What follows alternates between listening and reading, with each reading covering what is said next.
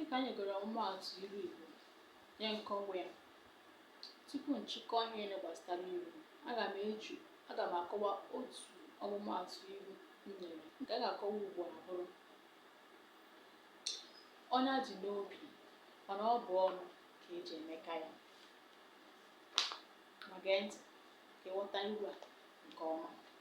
Eji ọnụ egbu ọchụ, maka na ọnụ kwuru ga-echezọ, mana onye gwara ga-echeta. Ya bụ, tupu i kwuo okwu, tụlee ya nke ọma n'obi gị, ka ị mata ma a gwa gị ihe ahụ ị gwara mmadụ, ma obi ọ ga-adị gị mma, obi gị ọ ga-anabata okwu ahụ ị gwara onye ọzọ. Akọkwala mmadụ ọnụ ga-eru ya n'ala. Mmadụ bụ mmadụ, n'ihi na o nwere ka ị ga-esi debe ọnụ wee gwa mmadụ okwu. Ọ gwa gị na o nwere ihe dị ya n'agaba eji akpọ ya nwoke. Ejighị olu ike adụ mmadụ ọdụ.